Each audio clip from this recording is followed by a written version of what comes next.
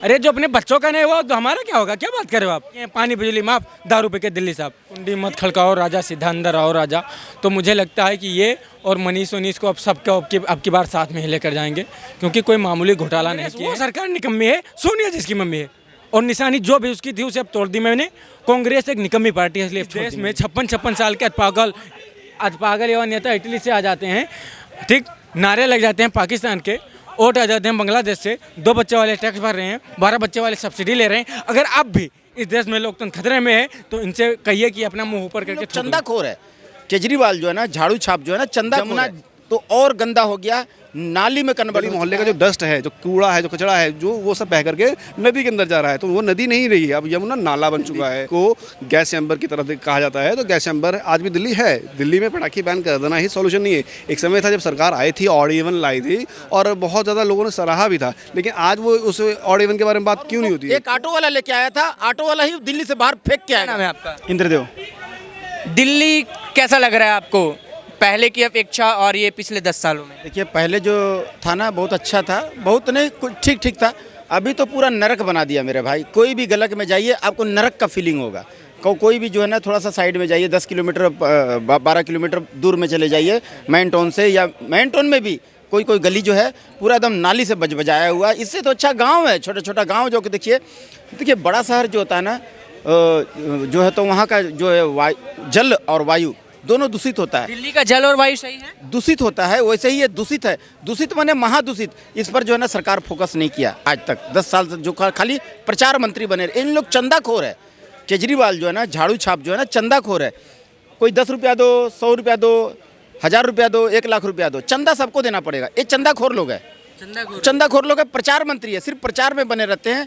भाई मैं काम कर दिया लेकिन कोई काम नहीं हुआ। प्रचार दिखा देगा फोटो में कि भाई मैं झूठ प्रचार। तो ये झूठे लोग हैं। ये मक्कारी इनकी सामने समझ में आ गई है लोगों को।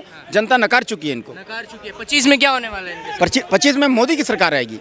मोदी की सरकार चारों तरफ बोलबाला है, डंका बज रहा है। केजरीवाल ने अपने कोई भी मैनिफेस्टो को पूरी तरीके से फुलफिल किया, चाहे वो सड़क को अच्छी बनाना हो, या फिर झील बनाना हो, या फिर यमुना की सफाई हो, या फिर और कई। जमुना को बोले थे साफ करके लंदन, फ्रांस, पेरिस बना देंगे।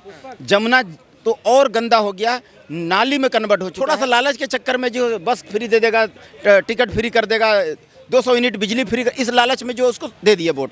लेकिन जो है ना, बिहारी भाई लोग को मैं समझाना चाहता हूँ कि आप बॉर्डर पार किए तो सिर्फ और सिर्फ बिहारी हैं।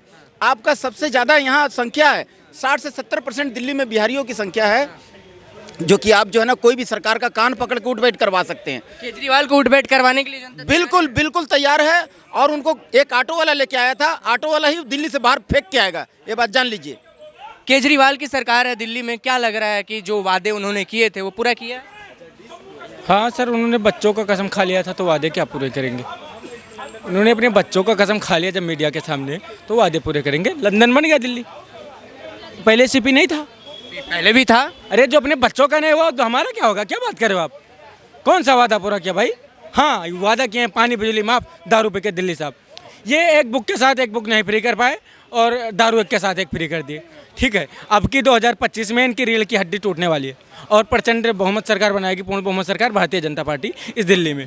ठीक है, इन्होंने मीडिया के सामने कसम खाई कि न मैं कांग्रेस से गठबंधन करूंगा, न बीजेपी से। जा करके कांग्रेस की गोद में बैठ गए, जबकि कांग्रेस वो सरकार निकम्मी है, सोनिया जिसकी मम्मी है, और निशानी जो भी उसकी थी उसे अब तोड़ दी मैंने। कांग्रेस एक निकम्मी पार्टी है, इसलिए अब छोड़ दी मैंने। तो उनका जब ये साथ दे रहे हैं, ठीक है, ये घोटालेबाज आदमी मुख्यमंत्री बनेंगे अभी ये दोबारा। सब मुख्यमंत्री हैं। मुख्यमंत्री नहीं थे वो, पूर्व मूर्खमंत्री थे। हाँ, अब यहाँ जो बनेगा 2025 में, वो भारतीय जनता पार्टी का मुख्यमंत्री बनेगा, और इस दिल्ली का मुख्यमंत्री बनेगा। ये तो मूर्खमंत्री थे। कुछ उनके महत्वपूर्ण वादे थे कि यमुना साफ करेंगे, दूसरा कि पेंशन जो बुजुर्गों का है वो लागू करेंगे, और तीसरा आयुष्मान कार्ड लागू नहीं होने दे रहे हैं। क्या वजह लग रहा है इसके पीछे? देखो सर, ये लोग गांजा मार के जाते हैं या पौवा पीते हैं, हमें ये नहीं पता, लेकिन ना तो यमुना साफ हुआ, ठीक, ना तो ये पेंशन दे पाए बुजुर्गों को। अब ये दिल्ली को इतना बुरी तरीके से बर्बाद कर दिए हैं। मतलब यहाँ की जो व्यवस्था है, आप कहीं कहीं जाओ देखो, ये नाला साफ नहीं करवा पाते हैं, तो ये क्या करेंगे आप मुझे बताओ। ठीक, इन्होंने बोला था मुझे बंगला नहीं चाहिए, आज 52 करोड़ के बंगला में रह रहे हैं। तो अब इनके ऊपर क्या भरोसा करें बताओ। सुनो सर, जो अपने बाप का नहीं सुना अखिलेश यादव, जो अपने माँ का नहीं सुना वो राहुल गांधी, जिसने किसी का नहीं सुना केजरीवाल।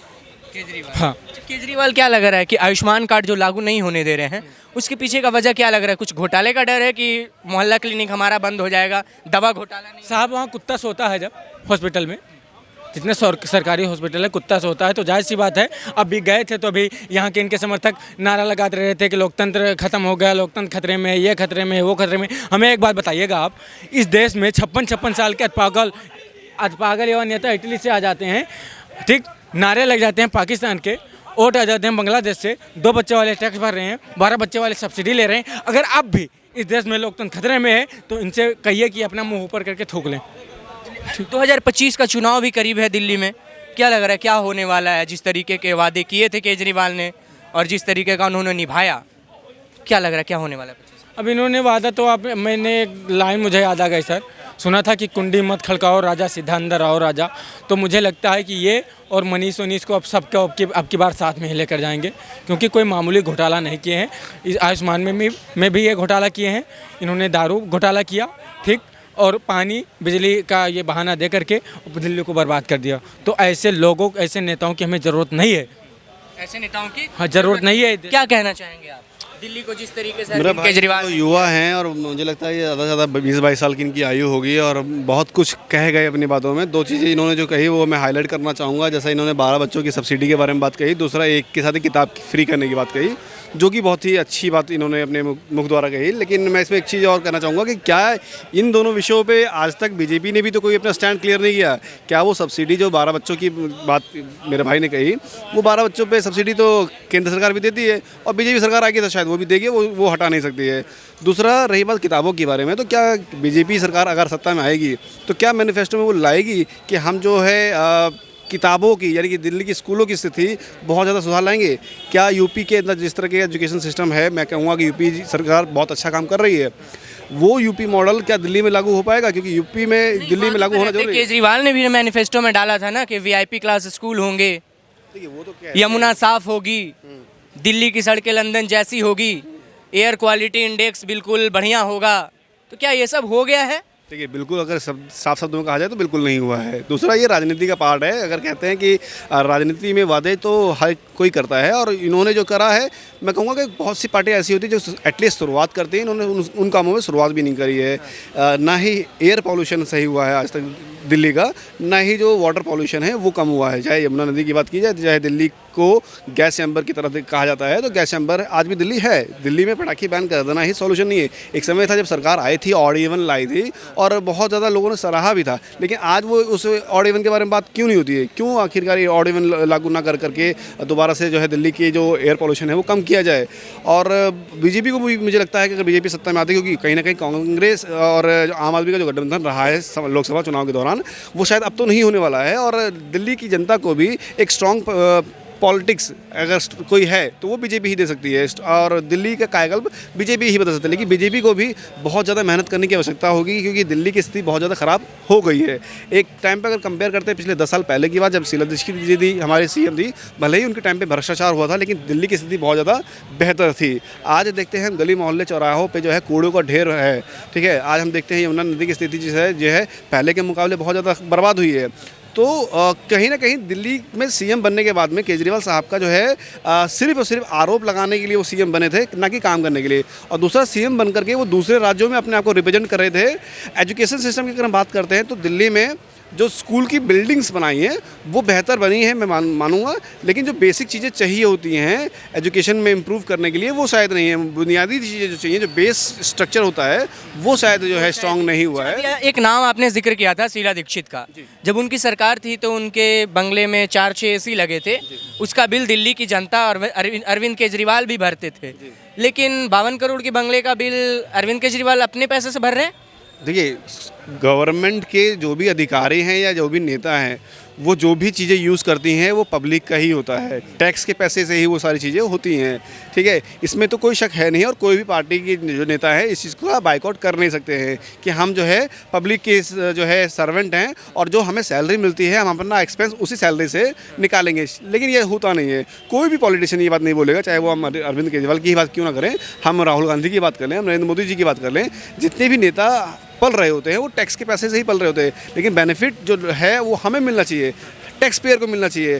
टैक्स पेयर क्या है, वो स्ट्रगल कर रहा है, और जो नेता हैं, नेता हम लोग चुन के क्यों भेजते हैं, क्योंकि जो हमारी जो ज़रूरत की चीज़ें हैं वो हमें मिले, वो हमारा नेता हमें दे, ठीक है। वो चीज़ें हो नहीं पाती हैं। केजरीवाल सरकार को 10 में से आप कितना नंबर देंगे पिछले 10 सालों के काम? देखिए, उम्मीदें बहुत आई रैंकिंग की, जब हमारी उम्मीदें बहुत सारी जुड़ी थी, और जो आज की स्थिति है वो उसमें मैं नहीं मानता कि वो सीएम बतौर सीएम अपने आप को बहुत अच्छा साबित कर पाए। शायद उनको खुद को भी रैंक करना होगा, अपने आप को नंबर देने होंगे, तो शायद वो 10 में से 2 नंबर भी नहीं दे पाएंगे। 10 में से 2 नंबर जी। और अगेन वही बात कहूँगा कि जिस तरह से चीज़ें बदलनी चाहिए थी वो नहीं बदल पाए हैं, क्योंकि नया चेहरा था, लोगों की बहुत सारी उम्मीदें थी और उम्मीदों पे खड़े नहीं उतर पाए हैं। अब अगर बीजेपी सत्ता में आती है तो बहुत बढ़िया, बहुत एजुकेटेड चेहरा लाना होगा। एजुकेटेड ये भी थे, लेकिन ये कहीं ना कहीं पॉलिटिक्स में फंस गए, गंदी नाली, इन्होंने बताया था पॉलिटिक्स को कीचड़, और उस कीचड़ में ये फंस के रह गए, आगे नहीं निकल पाए। ये थी जनता की राय। आगे भी देश दुनिया की तमाम खबरें दिखाएंगे, तब तक ले दीजिए हमें इजाज़त। धन्यवाद।